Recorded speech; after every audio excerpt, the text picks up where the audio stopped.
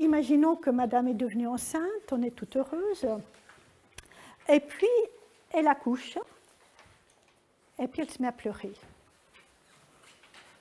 Alors qu'évidemment, elle devrait être heureuse, enfin, après des années d'attente. Elle n'ose le dire à personne, ni à son mari, ni à sa mère. L'entourage trouve qu'elle n'est pas une très bonne maman. Elle a tendance à négliger un petit peu l'enfant, à dire « j'ai besoin de faire du sport, j'ai besoin de sortir ». Tout le monde s'inquiète un tout petit peu. Le gynécologue passe à côté, je passe à côté, la sage-femme passe à côté parce que la femme ne verbalise pas. On n'a pas le droit de verbaliser qu'on est malheureux, qu'on déprime, alors qu'il y a tout pour être heureux. Et c'est un problème majeur. Et lorsque je regarde les anciens dossiers, je suis souvent passée à côté du thème. Vous devez demander à vos patientes comment ça se passe. Est-ce qu'il y a des moments de déprime? Tout le monde, à tout le monde, absolument. Et il faut les autoriser à en parler. Et il faut les diagnostiquer. Donc, j'ai travaillé ça, j'ai fait une conférence de 3 heures sur ce thème l'été dernier. Et puis, il y a surtout Katharina Dalton, qui est une endocrinologue ou gynécologue en Angleterre, qui a passé 40 ans de sa vie à travailler sur la dépression du postpartum. Elle est très connue, j'ai fait un énorme PowerPoint. Ça, c'est plus facile pour vous d'obtenir que la littérature de Hilgers, qui vient des États-Unis, qui est résumée dans un livre de 1400 pages à $400. Donc, je vous ai fait un peu ce résumé-là. Mais ils arrivent à la même conclusion. On va y aller. Et vous avez la copie. Ça, c'est la mama. Donc, vous voyez, de temps en temps, j'ai des diapositives en allemand, j'ai traduit de l'allemand en français. Bon, ça, vous verrez avec la mama. Vous avez simplement, au moment de l'allaitement, vous bloquez la GnRH. Vous n'avez pas de LH-FSH, donc pas d'ovulation, pas d'œstrogène, et la prolactine est la cause de tout ceci, qui bloque l'hypothalamus. La prochaine. Donc, Hippocrate, déjà 400 avant Jésus-Christ, avait mentionné que la déprime existait après le postpartum. Donc, ce n'est pas seulement au XXIe siècle. Intéressant. Alors, la définition du postpartum, DPP, Postpartum Depression en anglais, c'est un état dépressif majeur qui débute dans les 4 premières semaines. Ça, c'est la définition de Hilgers. Katharina Dalton, elle dit dans les 10 premiers jours. Voilà, juste pour vous dire. Donc, ne dites pas 10 jours c'est passé, top, voilà. Non, ça peut apparaître plus tard. Moi, j'ai une patiente qui s'est livrée à moi après 3 mois uniquement. Une patiente qu'on a suivie ensemble. Et qui a osé subitement. Elle avait un syndrome prémenstruel très important auparavant. On aurait dû s'en douter. Le docteur Pitt aux États-Unis, en Angleterre, dit que les 2/3 des cas commencent les 4 premiers jours déjà du postpartum. C'est son expérience à lui. Souvent associé avec des problèmes d'allaitement très variables en sévérité et en durée.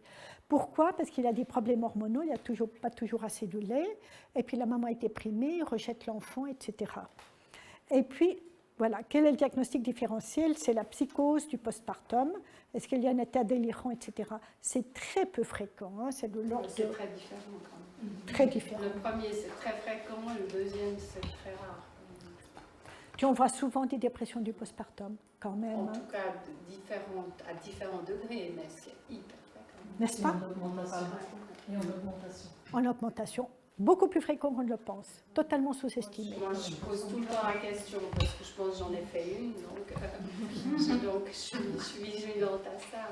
Mais c'est exactement ça, quand on se dit, mais pourtant, j'ai tout pour être heureuse et j'ai qu'une envie, c'est de chialer tout le temps et d'avoir la boule au ventre, c'est des histoires d'hormones souvent. Et de jeter l'enfant par la fenêtre. Alors, je les console en disant, moi aussi, il n'y a aucune maman qui n'a pas eu l'idée de jeter une fois son enfant pas par la fenêtre, toutes.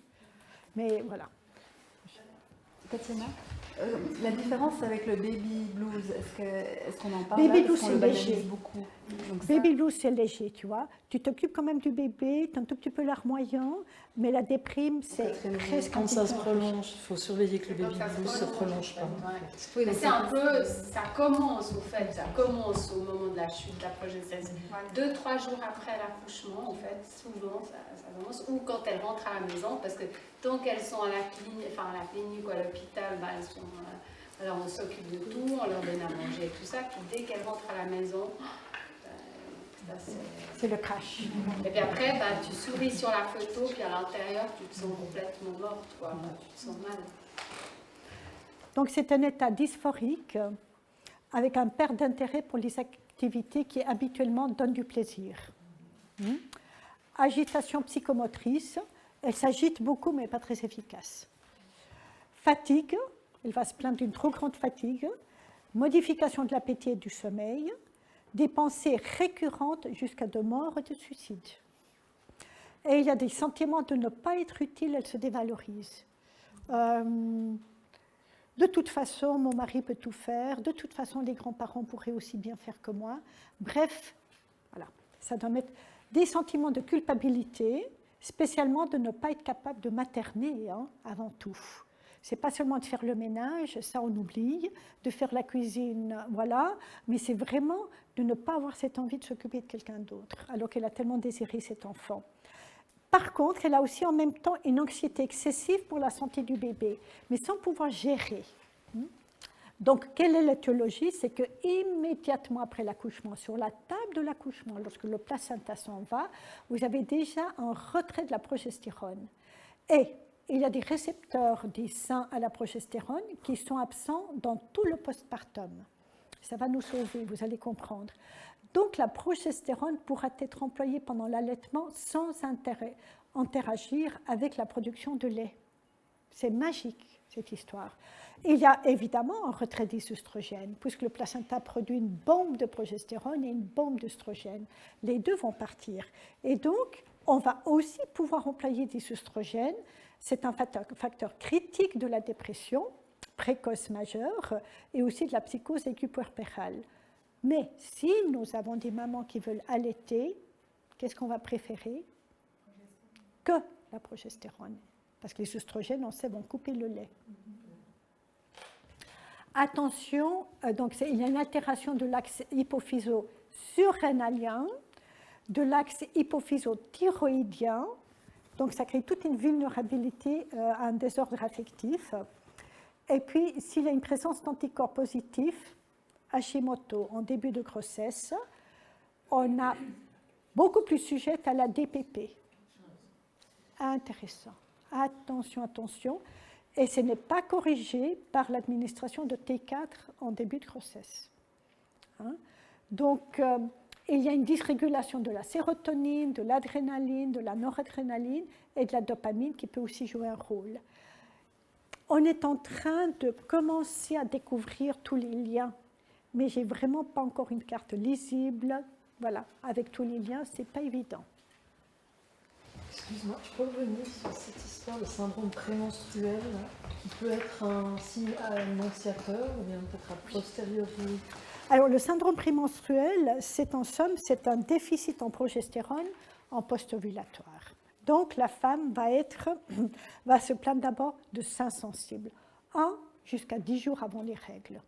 Plus c'est long, plus le déficit est important. Deuxièmement, elle va être un petit peu fatiguée. Si la femme vous dit qu'elle est fatiguée encore plus pendant les règles, c'est encore pire comme signe. Parce que la plupart des femmes vous disent « Youpi, mes règles arrivent », tout va disparaître. Ça, c'est un syndrome prémenstruel modéré.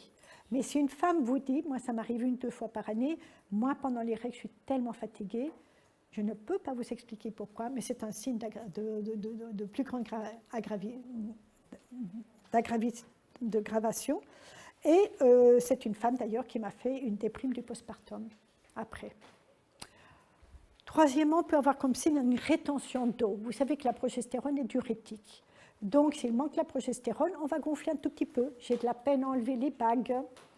J'ai le visage un tout petit peu bouffi. J'ai les mains, les pieds un tout petit peu. Il faut vraiment bien regarder. Vous voyez juste un peu la marque des chaussettes. Ce n'est pas comme lorsque vous avez une insuffisance cardiaque. C'est subtil, mais la femme, elle sent très bien. J'ai la peau d'orange, la cellulite sur les cuisses, par exemple. C'est la rétention d'eau, manque de progestérone. C'est aussi une femme qui va vous dire j'ai des envies de sucré ou de salé. Ah ben, les deux existent. Plus souvent de sucré, et je suis capable de manger une plaque de chocolat en un jour. Elle cherche la sérotonine désespérément et le magnésium dans le chocolat. Donc, ce n'est pas si mal, finalement, le chocolat. Sauf que c'est très acide, vous avez compris. Donc, si on le supporte, tant mieux. Et puis, ce sont des femmes qui vont vous dire, moi, la veille des règles, j'ai souvent une migraine ou des maux de tête importants. Pourquoi? Parce que la progestérone a baissé, vous avez encore toujours un tout petit peu de production d'œstrogène, et les œstrogènes dilatent les vaisseaux. Le meilleur traitement, c'est une tasse de café, qui est hyper acide. Enfin, bon, il y a des priorités. Ça marche pas chez tout le monde, alors. Prenez 2 ristraites bien serrées, sinon vous allez avoir une homéopathie sécalée ou Coffea que vous pouvez donner. L'aspirine, voilà. Alors, c'est une des choses qui aide le plus aussi, des anti-inflammatoires non stéroïdiens. Est-ce qu'il y a autre chose que tu donnes? Voilà, alors il y a aussi les migrants et tous les anti-migraineux, voilà. Mais essayez d'éviter cette vasodilatation. Donc, comment faire? Peut-être prendre un peu de progestérone qui va dépasser cette dilatation des vaisseaux. Prenez un peu de progestérone les quelques jours avant les règles, ou bien de l'utrogestan, ou bien du progesteronum, du lutéinum en homéopathie. Quelle est la différence entre progesteronum et lutéinum? Progesteronum, c'est que de la progestérone. Lutéinum, c'est le corps jaune avec des tas de substances synergiques à la progestérone. Donc, le lutéinum est plus efficace que la progestérone en homéopathie. Je souffre de ça depuis mes premières règles. Et le pire, c'est je suis hypersensible, je pleure tout le temps, mais c'est à fleur de peau. Et j'ai beau faire le traitement avec le gars, mais par rapport à ça, ça m'aide à rien du tout. Ça ne suffit pas, dans ton cas, tout à fait. Et je prends 4 par jour, Voilà. 2 le matin.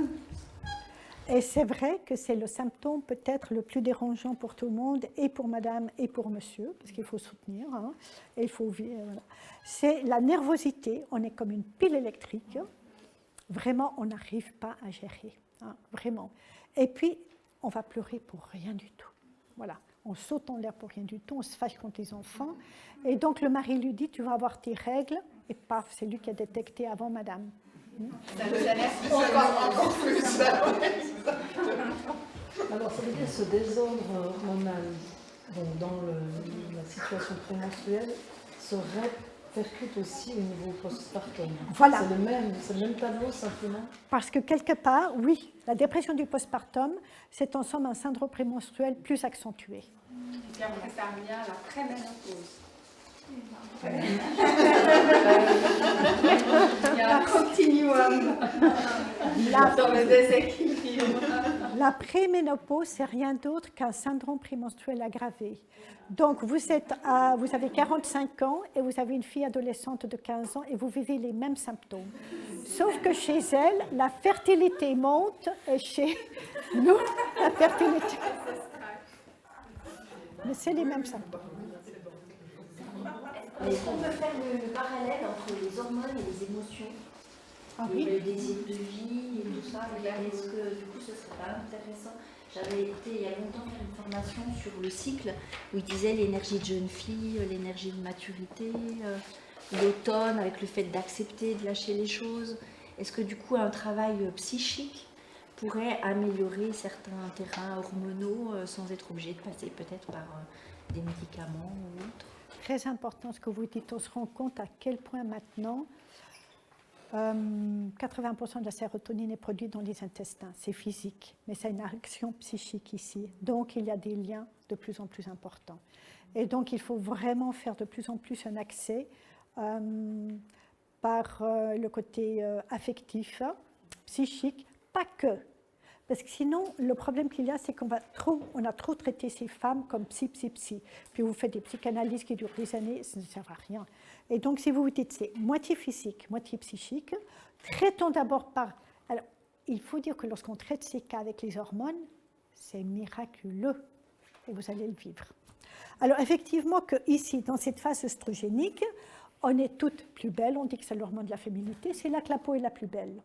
C'est là que les yeux sont les plus brillants pour attirer le conjoint. Voilà. C'est là que j'ai le plus de larmes. tous les liquides dans le corps augmentent, dans le vagin est plus lubrifié, mais tout est humide. J'ai moins de crises d'asthme parce que mes bronches sont aussi plus humides. Et puis en phase progestéronique, eh bien là, j'ai plus de sécheresse partout, hein, et puis j'ai un tout petit peu plus de déprime. Donc l'eczéma va aller mieux dans cette phase-là que dans cette phase-là. Donc là, on voit déjà le lien, hein, entre les deux. Oui. Voilà, ça, ce sont des femmes qui ont eu une DPP, donc une dépression du postpartum, avec des taux. Ces femmes-là, il les a investiguées, c'est la seule étude au monde, des études plus élevées de progestérone pendant les 12 premières semaines de grossesse. Vous allez me dire, c'est bizarre. Je n'ai pas l'explication. Regardez ici, vous êtes ici, dans les 12 premières semaines ici. Ça, ce sont les femmes normales et ça, ce sont les femmes qui vont faire une déprime du postpartum plus tard, ici et là.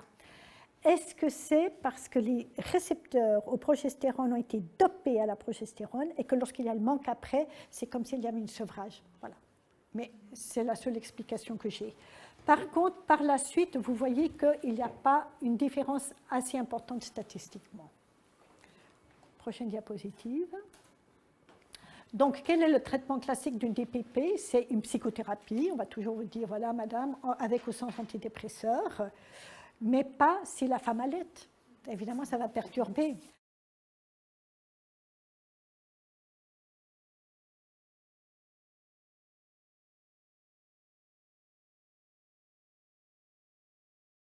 Donc, le plus indiqué, c'est la combinaison des deux. Alors, le stradiol sublingual, oral ou transthermique, ça a vraiment un effet positif sur la DPP, mais contre-indiqué s'il y a un allaitement. Donc, en 1956, les docteurs Bauer et Altschuler ont déjà parlé de la progestérone qui avait un effet bénéfique remarquable sur la dépression du postpartum.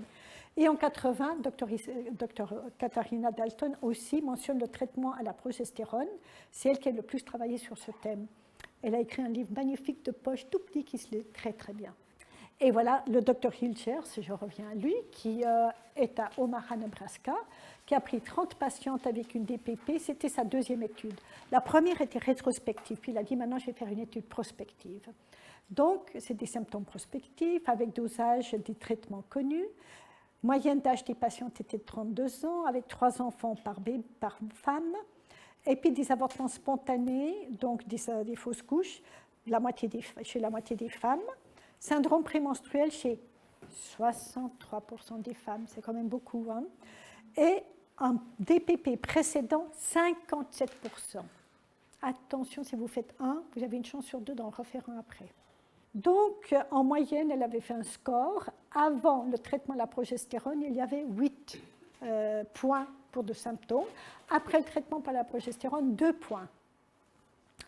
Donc, amélioration statistiquement significative, la dépression, la fatigue, les pleurs, l'anxiété, le sentiment d'inutilité, les pensées étranges, le peu d'appétit, les transpirations nocturnes et la fragilité.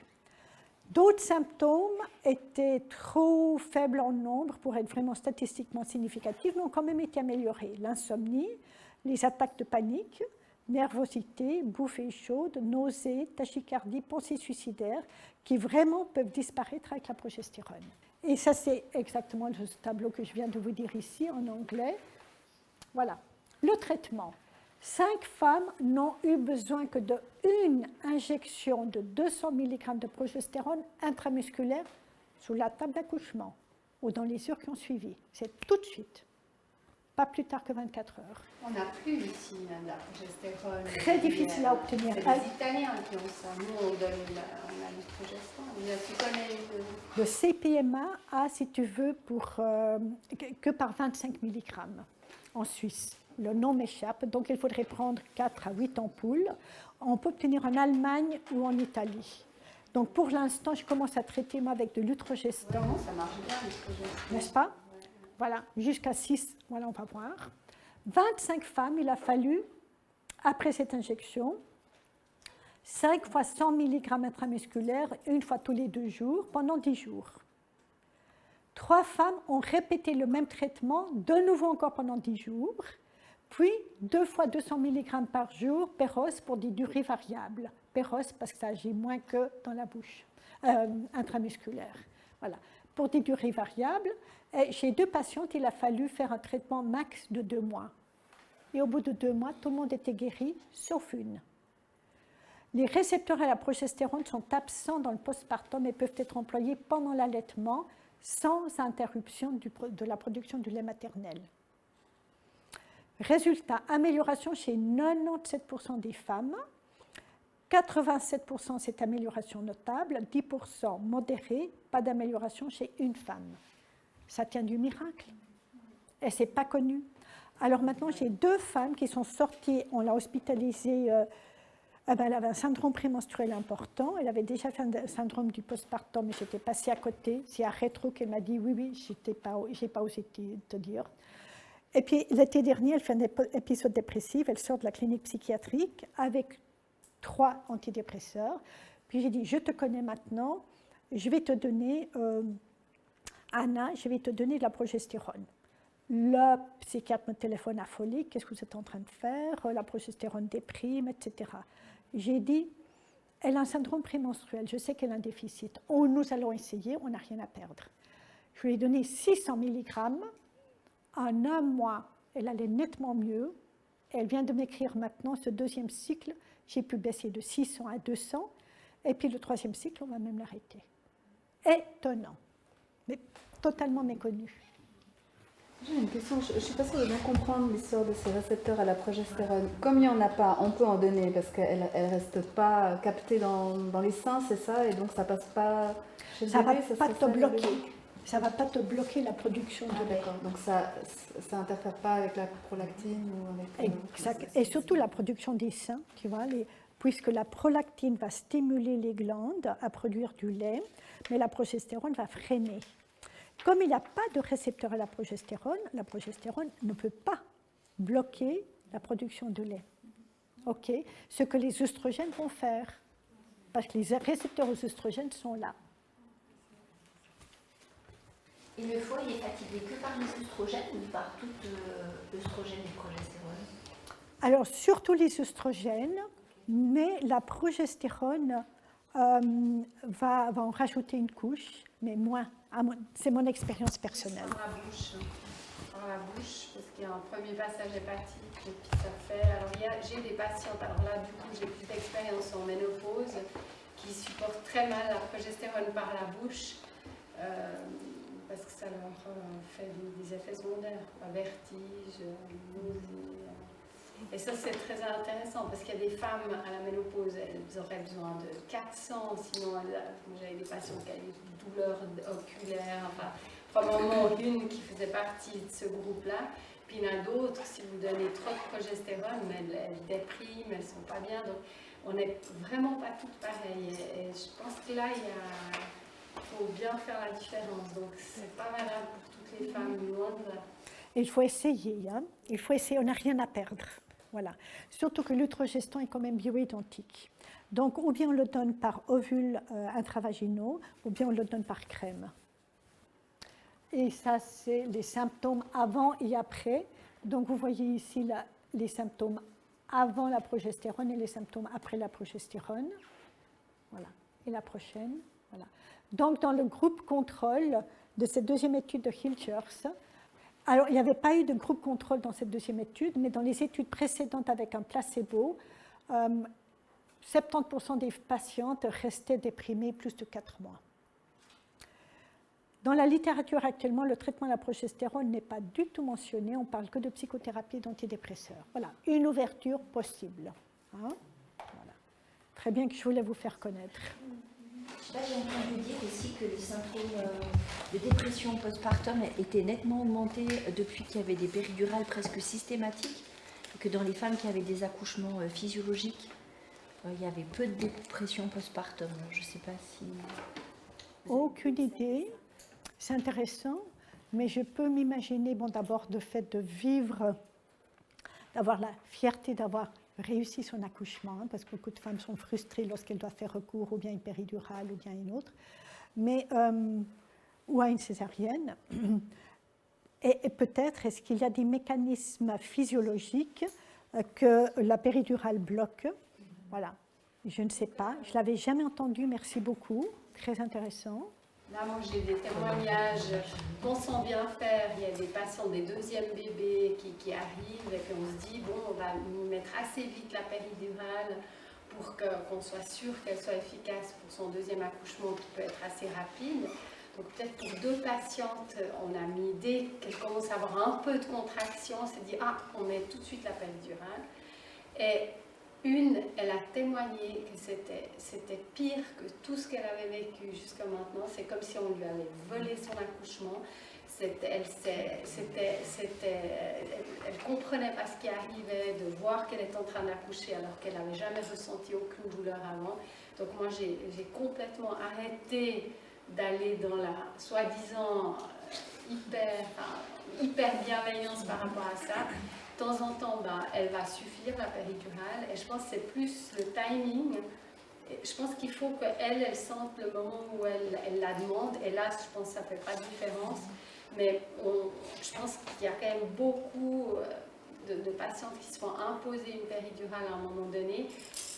Et puis, c'est pas forcément malveillant, quoi. Ça part d'un bon esprit, mais c'est pas... Tout à fait. Il y a aussi beaucoup de femmes qui se l'imposent à elles-mêmes, qui pensent que c'est mieux comme ça, et qui parfois sont surprises par leur propre corps, qui sait très bien gérer l'affaire. Et puis, de ne pas avoir pu avoir cette péridurale, c'est presque pire que d'avoir accouché fondamentalement. Moi, j'ai des femmes qui m'ont dit que tout où elles se restaient accrochées, c'est de ne pas avoir eu le temps d'avoir cette péridurale, qu'elles avaient déjà programmée depuis quasiment le début de leur grossesse. Je crois que c'est très culturel fondamentalement. Comme si la technique solvait et savait mieux faire les choses.